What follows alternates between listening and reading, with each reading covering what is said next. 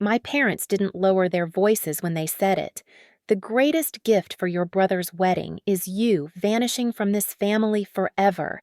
They said it at the table where I had spent months planning every detail of his perfect day. My brother didn't defend me. My mother didn't blink. My father just folded his napkin like the conversation was over. I didn't beg. I stood up, walked out into the night air, and felt something inside me finally snap free. By morning, their dream wedding was already collapsing. Before I tell you how it all fell apart, drop a comment telling me where you're listening from and hit subscribe so we can meet here every day for more stories like this. My name is Luna Hart, and for most of my life, I believed loyalty was the same thing as love. In our house in Erie, that belief kept me busy, fixing problems no one acknowledged, filling gaps no one thanked me for, and carrying weight my family pretended didn't exist. From the outside, we looked steady, a small family grocery store, a tidy home, a son who became a lawyer, and a daughter who helped out. But inside, everything tilted toward my brother Dorian. My mother Marla had a way of praising him that filled every room. She'd glow when he spoke about cases he barely won, boast about the hours he billed, and treat every minor accomplishment like a national holiday. My father, Colin, mirrored her quiet, approving content to let Dorian sit at the head of every conversation. I used to fold myself into the background because it kept the peace, or at least that's what I told myself. Years before the wedding disaster, I had the chance to take on a marketing contract worth $40,000. It would have launched my career, pushed me toward the independence I'd been craving. But that was the same month our family store started to sink. Bills stacked up shelves thinned out, and the fear in my parents' eyes pulled me right back into their orbit. I canceled the contract the same day my mother called crying. I spent nights designing flyers, recording radio ads, and convincing vendors to give us just a little more time. I created a social media push that doubled our foot traffic in weeks. And when the store finally steadied when the panic left my parents' faces, I truly believed maybe for the first time in years that they'd see me. But at the family meeting, my mother clasped her hands like she was announcing royalty. "We've decided Dorian should take over the store," she said. "He just has the head for leadership." My father didn't even look at me when he agreed. Dorian hadn't lifted a finger. He'd barely stepped inside during those months. And yet, he was the one handed the keys, the praise, the legacy. I felt something inside me shift, then not enough to break, but enough to crack. That crack widened as the wedding planning began. They didn't ask if I had time. They didn't ask what it would cost. They just handed me the responsibility, the deadlines, and the silence that followed whenever I did anything right. The deeper I sank into the wedding planning, the more I realized I wasn't planning a celebration. I was managing a production built entirely on entitlement. Elise, my brother's fiancée, tried to be kind in soft, apologetic ways, but she never stopped Dorian from piling demands onto my plate. And my parents. They acted like it was only natural that I'd drop everything to make their golden son's day perfect. I stretched my freelance schedule, thin-squeezed client calls between venue tours, and poured $10,000 from my savings into deposits because every time I suggested a budget, my mother sniffed like I'd insulted the family name. One afternoon, I showed them the invitation draft I'd spent hours on. Marla barely skimmed it before pointing at a tiny spacing error. "Careless," she muttered, tossing it back like it was trash. Dorian smirked. Typical Luna. My father didn't even look up from the TV. I swallowed the sting and kept going, adjusting timelines, renegotiating contracts, finding cheaper alternatives to the expensive whims Dorian kept adding.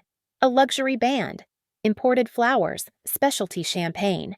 Every no I offered was met with an eye roll or a reminder that this is his only wedding, Luna. At night, I met Mason at a small coffee shop downtown. He watched me sink into my chair, drained. "You look exhausted," he said gently. "I just need to get through this wedding," I told him. "Maybe then they'll finally see. They won't cut in, not unkindly." "You're building a house in a place that keeps burning it down."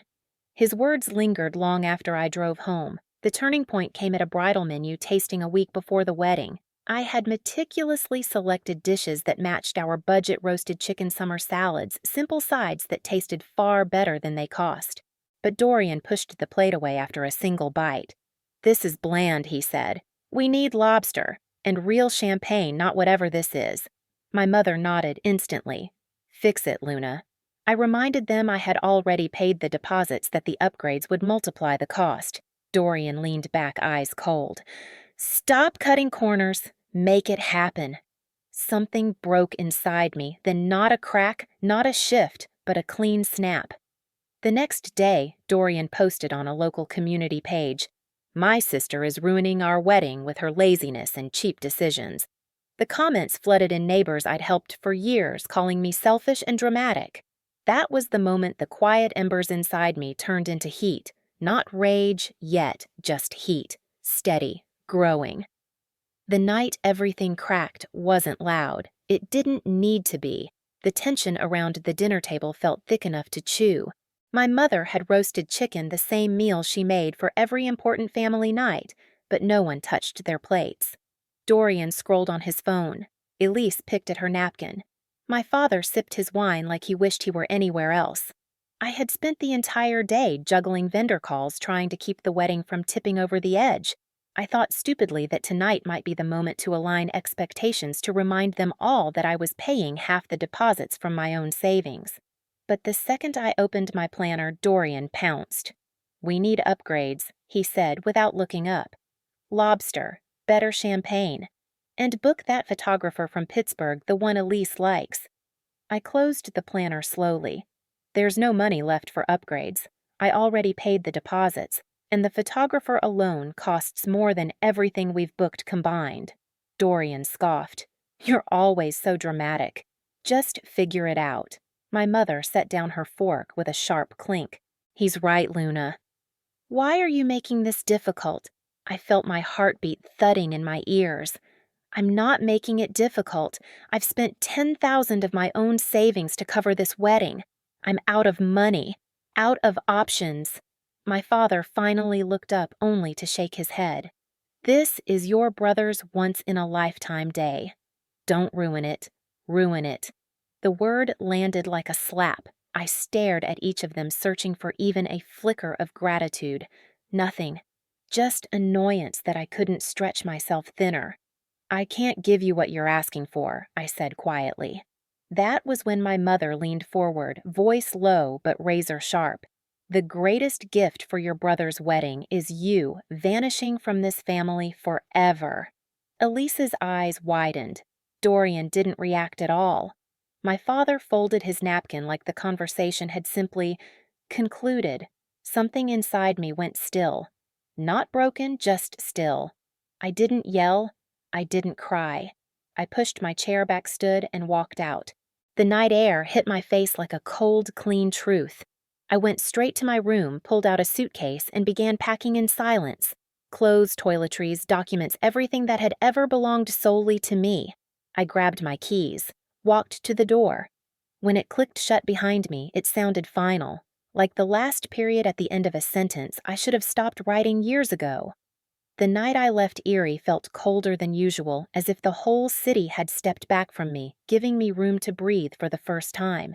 I sat in my car with the engine off, staring at my hands on the steering wheel. They weren't shaking, they weren't clenched, they were steady, steadier than they had ever been in my parents' house. By morning, the sun rose into a sky that looked too calm for what I was about to do. But clarity has a quietness to it. And mine came with a list. First, I called the caterer. "I need to cancel all services for the Hart Grant wedding," I said. The coordinator hesitated. "There will be penalties." "That's fine." "Refund whatever can be refunded. Release the date. Next, the florist." Her voice softened when she recognized me. "I'm sorry," I told her. "Something's changed. Please cancel the order and send back whatever portion of my deposit you can." The band was trickier. They had already cashed my check, but banks have processes for disputes, and I filed one before lunchtime. By 2 in the afternoon, I'd recovered nearly all of my $10,000.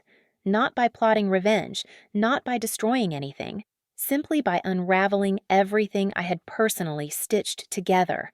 My phone buzzed over and over, calls from my mother, my father, Elise, and eventually Dorian. I didn't answer. Not because I wanted to torture them, but because silence was the first boundary I had ever allowed myself.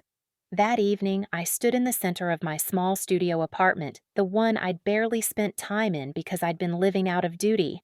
I looked around at the bare walls, the unfolded laundry, the half-written project notes on my desk. For once, the mess was mine and mine alone. The next morning, the wedding day arrived. Erie's air smelled like rain, even though the sky was clear. I didn't go to the venue. I didn't sit in my car and watch from afar. I simply opened my window, made a cup of tea, and let my silence speak for me. But the chaos still found me. Around 10, my phone lit up with a frantic call from Elise. I let it ring out, then another call this time from an unknown number. Then my mother's name.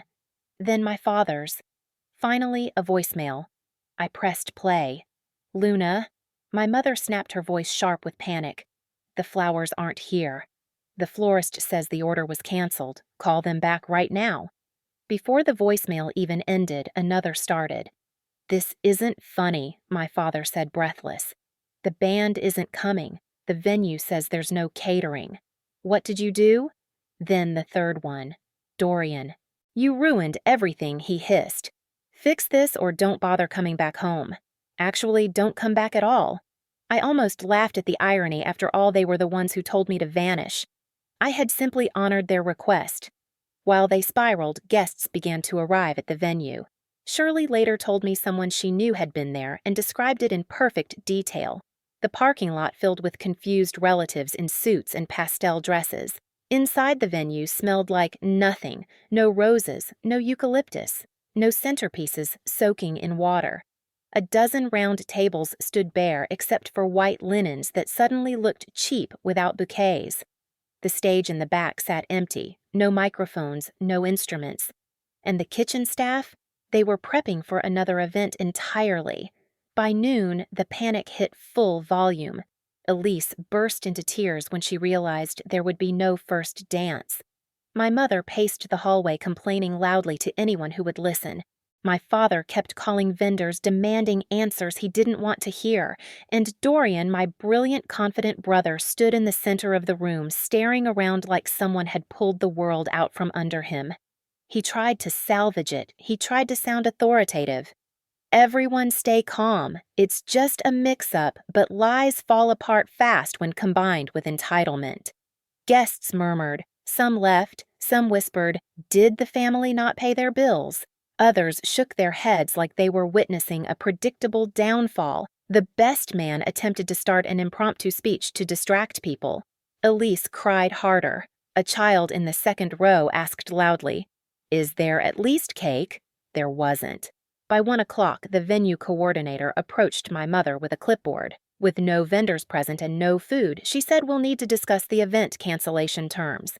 The wedding, after months of pressure, demands insults, and perfectionism was officially over. And I wasn't even there to see it. I didn't have to be. Their voices filled my voicemail like a documentary unfolding in real time. In the middle of it all, one text stood out from the flood. "Mason. Whatever's happening right now, I hope you're breathing easier." I was. Around mid-afternoon, I stepped outside onto the small balcony of my apartment. The air was warm, touched with summer. Cars moved below unbothered. A dog barked. A neighbor watered her plants. Life kept going quiet, steady, unaffected by the collapse of the Hart family wedding. I thought of every moment I'd been dismissed, every late night I'd spent tweaking plans, every sneer, every comment, every reminder that I was less than. And then I thought of my mother's words, "The greatest gift is you vanishing from this family forever." For the first time, the sentence no longer hurt. It felt accurate. A gift indeed, just not for Dorian. For me. By evening, the voicemail inbox was full. Some messages were angry. Some were panicked. Some, like my father's last one, sounded exhausted. None of them apologized. None of them asked if I was okay. All of them asked me to fix what they had broken. I turned off my phone. Then I opened my laptop and typed a message I'd been avoiding for too long, an inquiry to a realtor in Asheville about available apartments. A place I had visited once, loved instantly, and never believed I deserved to start over in. Their wedding had collapsed. Their legacy would soon follow. But for the first time in my life, I was finally building something for myself. I moved to Asheville 2 weeks after the wedding unraveled. Not in a dramatic escape, not in the middle of the night, just quietly with 2 suitcases and the kind of calm that comes after a storm you no longer feel obligated to stand in. My new apartment wasn't big, but sunlight poured through the windows in a way I'd never seen back home. It felt like a place built for breathing again. While I settled into this new rhythm, Erie kept unraveling without me. Mason sent updates in gentle doses, never gloating, just letting me know what was happening now that the person who had held everything together had finally stepped away. Vendors pulled their extended credit. Suppliers tightened their terms. My parents tried stepping in at the store, but the systems I'd built weren't magic. They required care, consistency, and actual effort. Dorian tried to take charge, but management wasn't something he could bluff his way through. Within weeks, the store that had survived every dip and bad season collapsed under the weight of their negligence. My mother and father sold the house soon after. I saw the listing online cozy lived-in property near town. I wondered if buyers could feel the strain inside those walls. As for Dorian, Elise left quietly, her ring returned with a short note. I didn't celebrate it, I didn't need to. Some consequences don't require applause. In Asheville, my life grew in small, steady ways. Shirley welcomed me like she'd been saving a spot just for me. Her bakery became the place where I met local shop owners, picked up new clients, and remembered what it felt like to be valued without conditions. My income stabilized. My days had shape again. I found a hiking trail I loved, a cafe that knew my order, a version of myself I hadn't met before. One morning, a letter arrived. My mother's handwriting. She wrote about health scares, about needing me, about family sticking together. It wasn't an apology, it was a pull. I wrote back short, polite, final. I wished her well, but I didn't go back. Healing isn't the same as returning. Looking back now, I don't feel triumph or bitterness, just relief. Leaving wasn't the punishment they imagined. It was the beginning of a life that finally belonged to me. Their wedding collapsed, the store followed, and the version of me who kept trying to earn their love is gone too. What remains is quieter, stronger, and no longer afraid to choose peace over permission. If any part of my story echoes something you've lived, share it in the comments so none of us feel alone in this. And if you want more stories like this one, hit subscribe. There's a new chapter waiting for you every day.